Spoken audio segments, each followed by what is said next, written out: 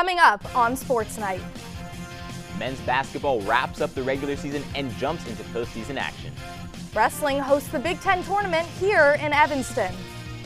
And one of Northwestern football captains joins us in the studio. The winter has really been getting to me. It's so dark outside, you know, and there's the eclipse tonight, and hey, it's not all that bad. Daylight savings just happened, and, you know, spring's right around the corner. Either way, the lights are bright in the studio tonight because it's Sports Night right now.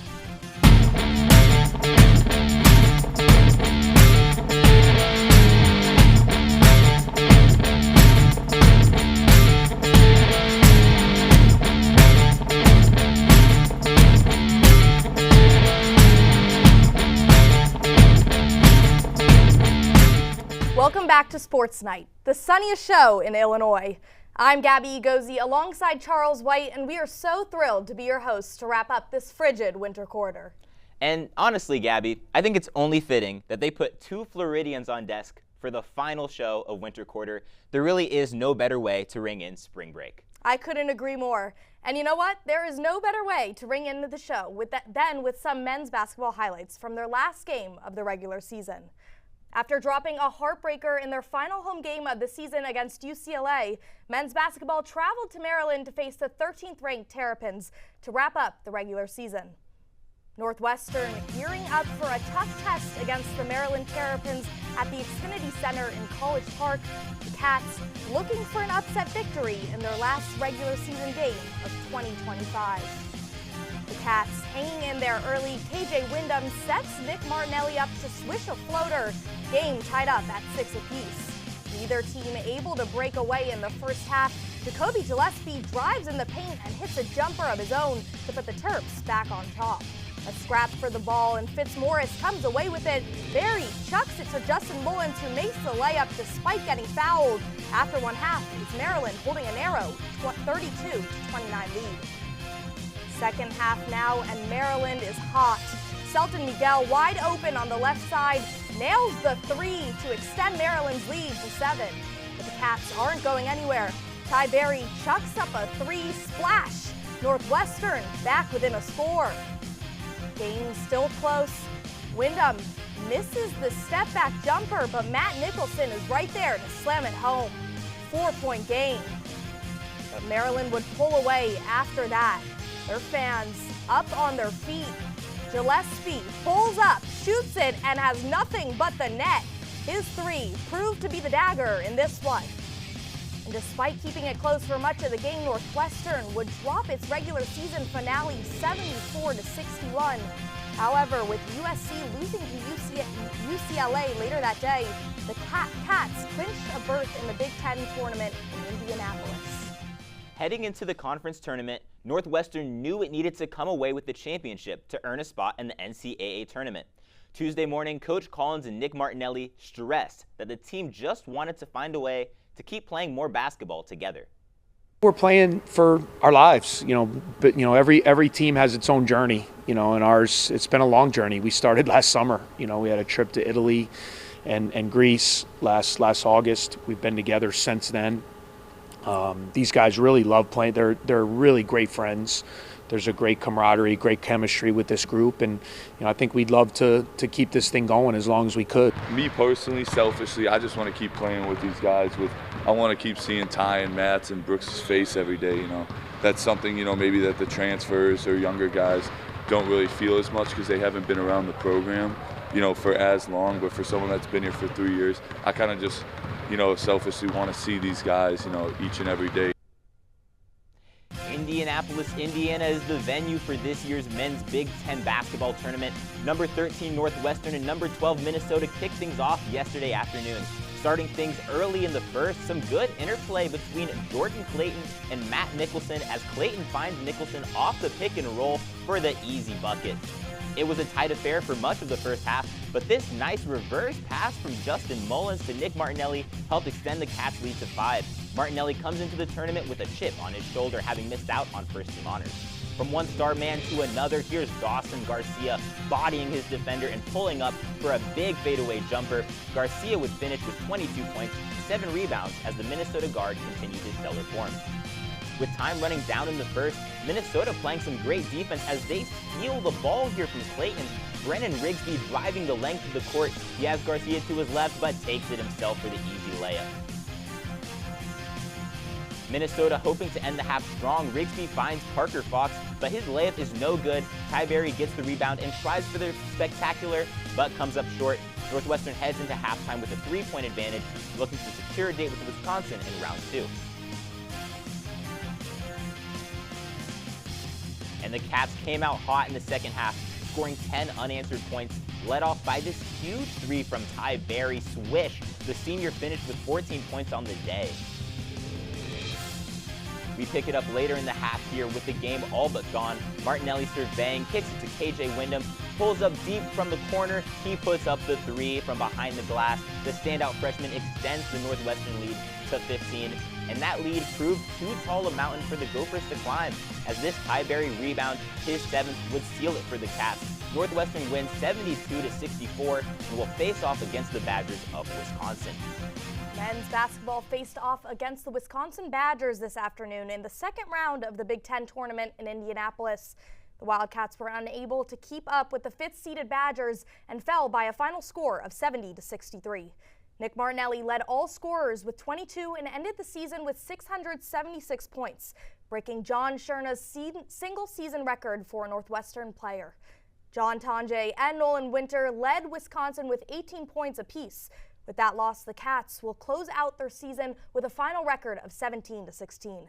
The program has decided to not accept a possible bid to the NIT or college basketball crown. It was an emotional ending for the Wildcats as Ty Berry and Matt Nicholson were subbed out for one final time in a Northwestern jersey. As devastated as the team must be, Northwestern fought to the very end and made it further than many would thought after losing Brooks Barnheiser and Jalen Leach to injury. The Cats will return with a very different set of faces next fall. Coming up, a special guest from Northwestern's football team joins us in studio. Don't go anywhere.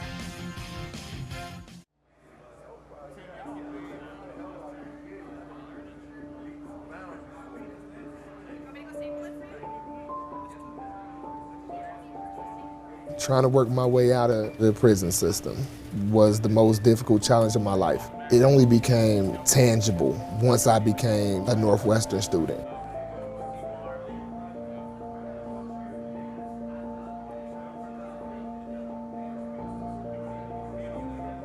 One, two, three, four.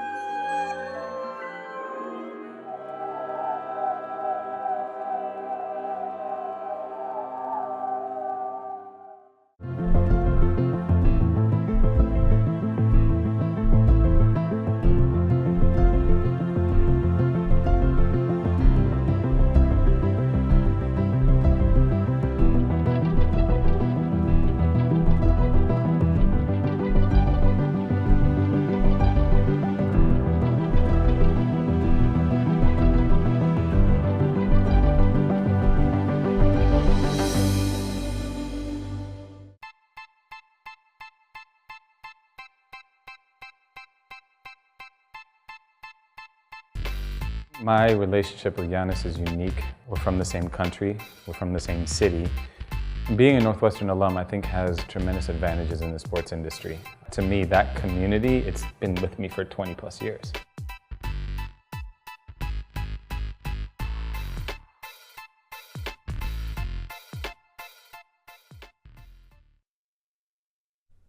Ladies and gentlemen, welcome back to the show. And, you know, I was just wondering, Gabi, what are you looking forward to most about the sunny weather that's sure to come? Well, I think I'm going to have to say going to the beach. I'd even go as far as saying that South Beach in Evanston is better than the one in Miami. Lying on the broadcast? Come on, Gabi. But on the note of brighter days, Northwestern football has a lot to look forward to, with 2 of its captains announcing their intent to return next fall.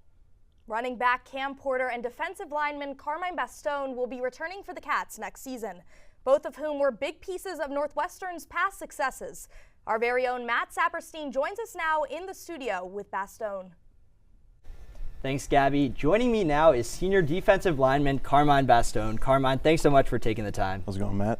Pretty good. So Carmine, starting off, you had quite a career with Northwestern so far, joining the program as a walk-on in 2021, earning a scholarship in 2023, and then being voted captain by our teammates this past fall. How special was it to be named a captain after everything you've been through with this program? It was really special, just like coming from where I came from as a walk-on and like being able to work my way up and earn that captaincy was really huge, and just goes to show how much work I've put into this and like put it in towards the team. So.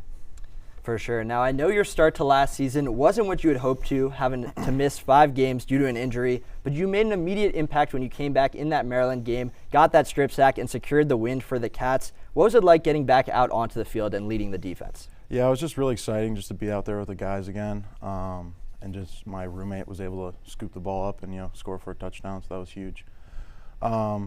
But yeah, just being able to work through that adversity and then show that, over time that it just doesn't really mean that much, and like that you can just work over it through just like hard work was just really cool to actually produce that and show people that actually can work. So. And over the last 4 years with this program, you've been able to play with so many talented defensive players. What have you learned from the older guys who you've played with? I just learned about like going through adversity. I mean, obviously I've had that in this past season, and just like being a good leader every day and every week. Just trying to be the kind of guy that you want to like be seen by other people. And a lot of those guys that came before me, give an example, Joe Spivak, just always a great high energy guy and was always there for any player, whether it be offense, defense, or special teams. So just trying to be more like those guys is just really important. Now, you announced a few weeks before spring ball that you'll be returning to Northwestern for the 2025 season. What do you hope to accomplish as a returning captain, and how's the team preparation been going so far? I think just having a successful season. I'm not really looking for personal accolades. I'm just looking for, just having a good year, go to a bowl game, and just enjoy the heck out of each other. Well, Carmine, thanks so much for joining us on the show. Looking forward to see what you'll be doing and with the rest of the team this season. Thank you. Guys, back to you on desk. Thanks, guys. The football team definitely has a lot to look forward to next season with new additions and returners. Northwestern Wrestling hit the mat with the best from the Midwest as they took on the Big Ten championships here in Evanston over the weekend. After a blowout loss to third-ranked Iowa on February 16th, Northwestern looked to bounce back at the beginning of postseason competition.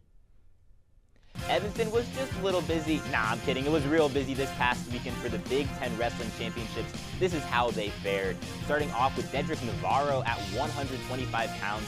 He'd defeat Brendan McCrone in the first round, but dropped his next 2 matches on the day. McCrone would get his revenge on day 2 of the tournament with a 15-3 major decision win. And a surprise here, Sam Cartella had a rough weekend. A sudden victory loss to Dylan Gilcher of Michigan threw things sideways for the first year. Max Mayfield showed out for the Cats at 165 pounds. He dominated following a first-round loss, beating Anthony White and Christopher Minto to secure 6th place. Luck didn't come John Halverson's way, though, as he was also defeated via sudden victory in round 1. However, he bounced back the very next match and end the weekend with a 2-3 record. It's not Northwestern Wrestling without a bonus point victory from Evan Bates' technical fall here, plus a medical forfeit in his favor gave Bates 7th place. But many are saying that this heartbreaking loss to Camden McDaniel kept him out of the top 5. Overall, it was a rough weekend for the Cats, finishing in an undesirable 12th place, but NU had a number of qualifiers for the national championships and 2 podium finishes. Not too shabby and a positive end to a very rocky dual season. In addition to qualifying 4 members of the team to the NCAA tournament and placing 2 members on the podium this past weekend, the Cats hosted the tournament for the first time in 11 years.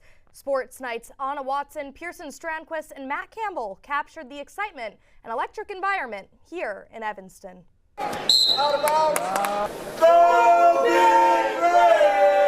For the first time in 14 years, the Big Ten Wrestling Championships have returned to Evanston. And with names like Gable Stevenson and Stephen Buchanan in the brackets, Welsh-Ryan Arena was bound to be packed out. So here's what it looked like this past weekend. Boiler up Oh, yeah! Thousands, and I mean thousands, of spectators poured into the Welsh over the weekend to see their favorite wrestlers get their spotlight on the biggest stage. Year after year, the Big Ten has been considered the top conference for college wrestling. But don't believe us, just listen to the fans. The atmosphere is just, I don't even know how to describe it because I sit at home and I watch the TV and then I come here and it's like, there's no comparison, right? You need your right arm beat, right? This tournament featured none other than Olympic gold medalist Gabi Stevenson, who immortalized himself by becoming the first heavyweight in Big Ten history to win 4 conference titles. Evanston's iteration of the conference championships was among the most memorable for Stevenson, as he saw many familiar faces in the crowd. I'm from Northwest Indiana, Portage, Indiana to be exact, so it's cool to be close to home and cool to have everybody come out and see me wrestle. In the same vein, the virtues of home mat advantage provided the hosting Wildcats some immense comfort for players and coaches alike. I'm great. I'm happy that we were able to bring this to Evanston and produce a great event for everybody. And it's nice for the guys to be able to warm up in their wrestling room, to get a personal space to relax when the other teams are in a team camp. The weekend did not go the way the hosts had planned, but there were some bright spots for the Cats. Northwestern will be sending 4 wrestlers to Philadelphia next week for the NCAA National Championships. Redshirt first-year Sam Cartella, redshirt senior Trevor Trumbley, redshirt junior Evan Bates, and redshirt senior Max Mayfield. The latter 2 securing podium finishes this past weekend. I think as a whole, expected a little bit better results, like individually as well, but the season's not over yet, so still excited about it. For fans, players, and coaches alike, this experience in Evanston was definitely one to remember. For Pierson Strandquist and Anna Watson, I'm Matt Campbell for NNN Sports. Thanks, guys. The Cats will now shift their focus to preparing for the NCAA tournament starting on March 20th in Philadelphia. The number 3 ranked women's lacrosse team for Northwestern took down Marquette Golden Eagles on Friday night at the Valley Fields Dome. The Wildcats started the evening slowly, but ultimately came away with a 19-9 victory. Northwestern weathered the strong start from Marquette by way of a sensational night by Madison Taylor. Taylor had a career-high 8 goals in the competition, with 3 of them coming in the first quarter. After what was a competitive 6-4 first period, the Wildcats started to pull away in the second. They scored 7 out of their 12 shots in the quarter, compared to Marquette's lone goal. After the halftime break, the Northwestern side continued their success on the evening. They controlled the game for most of the second half, with Northwestern first-year Hannah Rudolph breaking a scoring drought halfway through the third for the Wildcats. In that low-scoring third quarter, the Wildcat defense held the Golden Eagles to 1 goal yet again. Northwestern put away 3 goals themselves, entering the fourth quarter with a 16-6 lead. The Wildcats and Golden Eagles each tallied 3 goals through the final 15 minutes to finish the match. The Wildcats' success can be attributed to their strong draw play, which stopped the Golden Eagles from finding any momentum. The Wildcats look to carry their 4-game win streak against Penn State on Sunday at 1 p.m. in Ryan Fieldhouse. You'll want to stick around because when we come back, we'll have all the updates on where you can catch the Cats this weekend.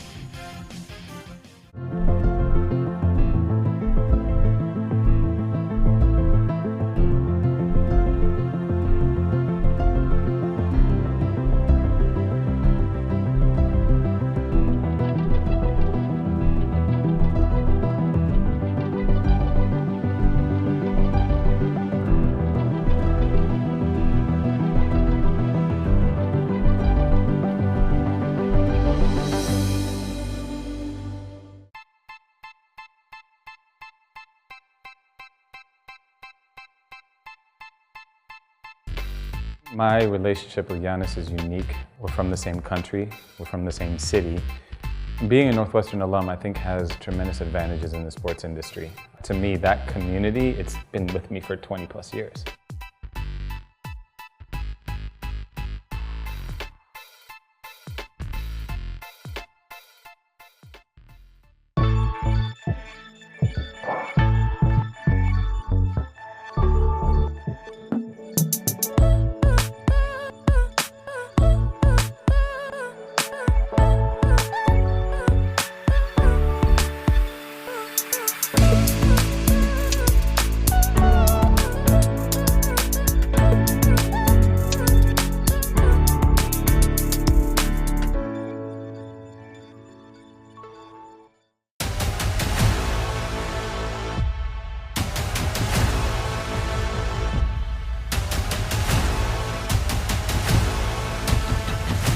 Ready, set, now!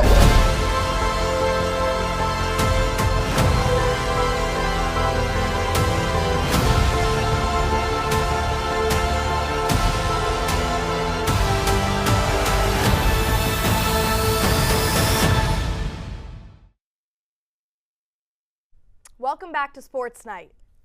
Charles, everything okay? What are you looking at over there? Oh, sorry. I was just watching the sun slowly setting. It's only been a couple minutes, but I miss it already.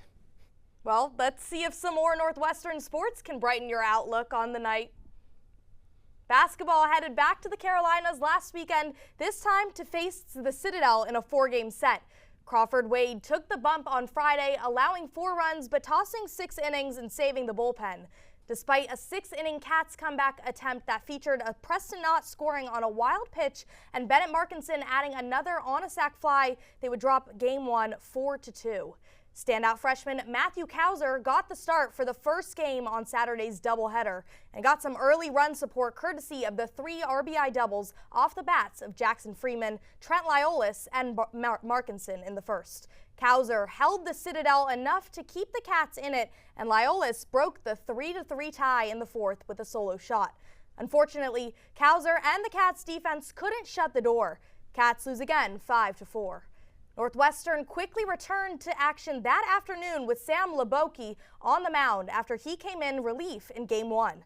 The Cats again granted him an early lead with Jack Council doubling and 1 in the second, Lyolis clubbing a sac fly in the third, then Council coming through again with an RBI base knock in the fourth. Leboki allowed 1 run in the fourth, but the Cats were pristine otherwise, taking Game 3 4-1. Northwestern struck first again in the finale, courtesy of a Knott leadoff homer and a run scoring double play, and Coach Greenspan's bullpen game strategy pays off. The Cats staff allows 4 runs early, but the offense keeps steaming ahead with a Lyolis single and a barrage of late-inning RBI base hits to stave off the Citadel. NU splits the 4-game set with a 10-7 victory. But that's not all, folks. Northwestern drove down to UIC on Wednesday for a midweek matchup, following the cancellation of their home opener on Tuesday. But it didn't go the Cats' way. Tyler Gannis got his squad on the board first with a 2-run bomb, but lefty Blake McMillan struggled in his first start and dug NU in a hole they couldn't get themselves out of. Cats lose 5-2. Men's tennis kicked off its Big Ten slate this past weekend against a pair of red foes as Wisconsin and Nebraska came to town. First up for the Cats were the Badgers on Friday, and this couldn't have gone better for NU. After splitting the number 1 and number 3 doubles matches, Chad Miller and Felix Nordby clutched up and got Northwestern their first point at the number 2 doubles. First-year Vincent Yang got his first conference win at number 6 singles. Felix Nordby won in straight sets at the number 2 slot, and Northwestern would go on to snag 2 more points in singles play to win the match 5-2. Looking to continue their winning ways, Northwestern played the Cornhuskers on Sunday. Nebraska won 2 of 3 doubles matches to get the doubles point and get out to a 1-0 lead. After winning the first 2 singles matches as well, Nebraska was up 3-0. However, Felix Nordby, who went 4-0 on the weekend, and Chad Miller both secured points for Northwestern to make it 3-2. Unfortunately for the Cats, though, Nebraska would win the last 2 matches and beat them 5-2. Next up for Northwestern, a trip to the state of Indiana as they play the Hoosiers and Purdue Boilermakers this weekend. Northwestern women's tennis hit the road to start Big Ten play against a pair of conference foes. First up was a trip to Madison to face the number 17th ranked Badgers on Friday. Wisconsin dominated the matchup, sweeping the Cats 4-0 and handing them their 6th loss of the season. Northwestern looked to right the ship at Minnesota on Sunday. Sydney Pratt and Nina Feldman dominated at the second double spot, winning 6-1 with the duo of Kylie Rabjohns and Brittany Lau also picking up a victory. Minnesota made it a battle, winning 3 singles points at the number 1, 2, and 5 spots. Feldman and Pratt continued their strong day by winning their respective singles matches, leaving the match in the hands of Brittany Lau at number 3 singles.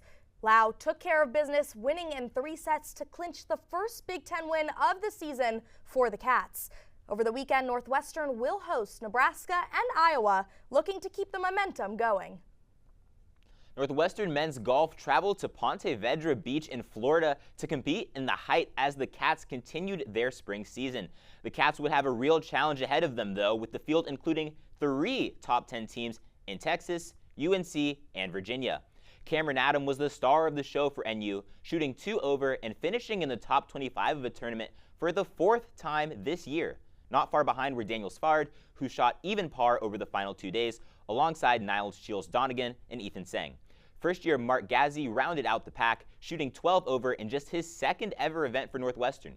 The Cats returned to action on the opposite coast, traveling to Palo Alto, California, to compete in the Goodwin starting March 27th. Northwestern fencing took on the NCAA's Midwest Regionals last Saturday at Denison University. The fun started in the epee section, where both Karen Wang and Amanda Perkowski qualified for the Nationals. This is Wang's 3rd trip to the NCAA championships, while it's the 4th for Perkowski if you include her tenure at Notre Dame. And Northwestern's plans for postseason glory were not foiled by the foil class. First years Yukari Takawizama and Daphne Chan-Nok say both qualified for Nationals. Takamizawa finished 5th and Chan-Nok-se finished 7th, with both tallying 10 triumphs. Northwestern also placed a pair of punctures in the postseason in the Sabre division. Natalie Shearer finished 4th, the best finish by any Wildcat at the entire meet. Alex Chen was close behind her with a 6th place finish, while Nisha Hild and Megumi Oshii both also finished in the top 9. The 6 qualifiers will take to the mats again at the Fencing Championships at Penn State on March 22nd and 23rd. And here's how you can catch the Cats this week. Baseball hosts its home opener against Penn State this weekend. Women's tennis takes on Nebraska in Evanston on Friday. And lacrosse joins the fight against the Nittany Lions at home on Sunday. When we come back, it'll be the bright spot of the night with plays of the week, so don't go anywhere.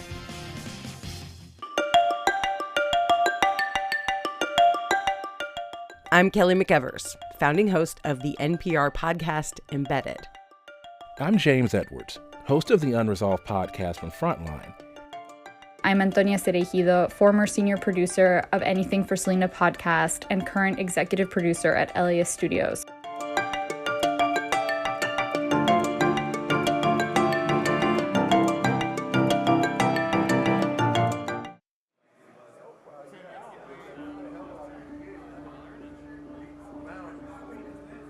My narrative, since I've been locked up and kind of made my transition, has been like redemption, accountability. When I come into the classroom environment, every individual that sits amongst me takes education seriously.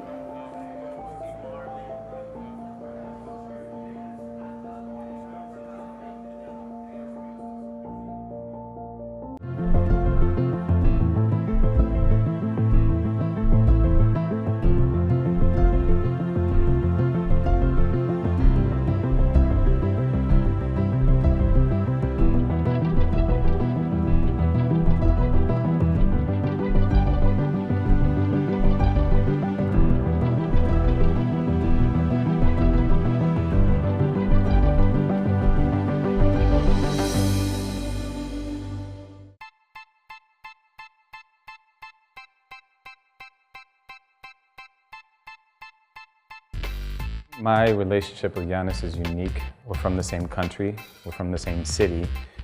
Being a Northwestern alum, I think, has tremendous advantages in the sports industry. To me, that community, it's been with me for 20 plus years.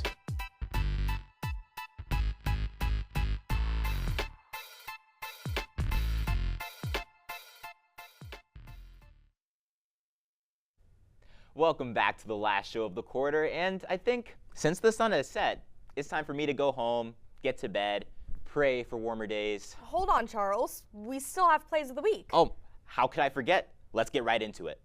Let's go back to Saturday. Cats taking on Maryland on the road. Last game of the regular season, and it's close. Northwestern playing some good defense, and they get the steal. Fast break.